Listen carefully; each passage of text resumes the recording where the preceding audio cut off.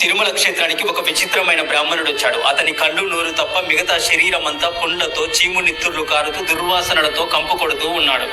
భార్య, పిల్లలు, బంధువులు, ఊరు వాళ్ళు అతనిని చూసి తిట్టేవాళ్ళు. దూరం దూరం అంటూ చీదరించుకునేవారు. పాపం ఆ బ్రాహ్మణుడు తన ప్రారంభ కర్మకు చింతిస్తూ శరీర బాధ కన్నా తన బంధువులు పెట్టే మానసిక బాధలకు తట్టుకోలేక అందరినీ విడిచిపెట్టి చివరిగా శ్రీ వెంకటేశ్వరుని దర్శించి ప్రాణాలను వదలాలని తిరుమల కొండకు వెళ్ళాడు. ఆ దివ్యక్షేత్రంలో కూడా అధికారులు అతన్ని వెళ్ళగొట్టారు. ఇక గత్యంతరం లేక ఒకవైపు శరీర బాధ, మరొక వైపు మానసిక బాధ, ఇంకొక వైపు ఆకలి దప్పుల బాధ, ఇలా 3 బాధలు ఒక్కసారిగా వచ్చేసరికి ఈ వెంకటాచలంలోనే ఆత్మహత్య చేసుకోవాలని అందందు తిరుగుతూ చివరకు తుమ్మూరు కోన చేరుకున్నాడు. ఎన్నో కష్టాలు పడుతూ శరీర బాధను భరించలేక, గోవింద ఏడుకొండలవాడ, ఈ బాధను నేను భరించలేకపోతున్నాను స్వామి, నా ప్రాణాలను తీసేసి ఈ కష్టాలను తొలగించు స్వామి, ఏడుకొండలవాడ వెంకటరమణ సంకటహరణ అంటూ బిగ్గరగా రోధించాడు. ఆ బ్రాహ్మణుడి ఏడుపు తుమ్మూరు కోన మొత్తం ప్రతిధ్వనించింది. అంతే, అక్కడే గుహలో తపస్సు చేసుకుంటున్న వెంగమాంబ చెవిలో ఈ ఆర్తనాదం పడింది. ఆ తల్లి బయటికి వచ్చి బ్రాహ్మణుడి దీనావస్థను చూసి జాలి పడింది. స్వామి వెంకటేశ, ఈ దీనుడి యొక్క బాధను పోగొట్టు దేవా అంటూ వెంగమ్మ శ్రీ వెంకటేశ్వరుని ప్రార్థిస్తూ ఆకలి దప్పులు తీర్చుకోవని తినడానికి రుచికరమైన పండ్లనిచ్చింది.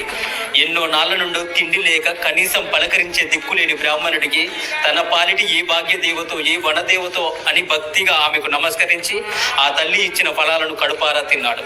తర్వాత వెంగమాంబ, అయ్యా, నీ బాధ నీటితో పోతుంది. ఇక్కడ నన్ను చూసినట్లు ఎవరితోనూ ఎప్పటికీ ఎక్కడ కూడా చెప్పకు.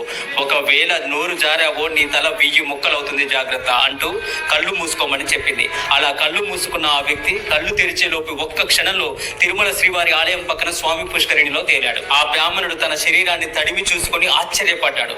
పుష్కరిణిలో నుండి పుట్టినందువల్ల అతనిని పుష్కరిణీజుడని పిలిచేవారు. ఒకప్పుడు తనను చూసి అసహించుకున్న భక్తులు ఇప్పుడు అతనికి నమస్కరించడం మొదలుపెట్టారు. కొందరు భక్తులు ఇంతకు ముందు రోగపీడితుడై తిరుగుతున్న బ్రాహ్మణుడే ఈ పుష్కరిణీయుడు అని గుర్తించారు. అతను పొందిన ఈ సిద్ధికి ఆశ్చర్యపోతూ కానుకలిచ్చారు. మాకు కూడా ఆ దేవ రహస్యాన్ని చెప్పమని ప్రాధేయపడ్డారు.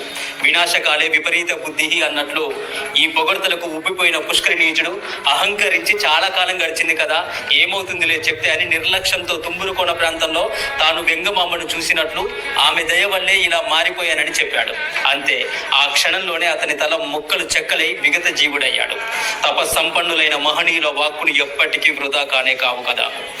ఓం నమో వెంకటేశాయ. గోవింద గోవింద. మీకు ఈ వీడియో నచ్చితే గోవింద గోవింద అని కామెంట్ చేయండి.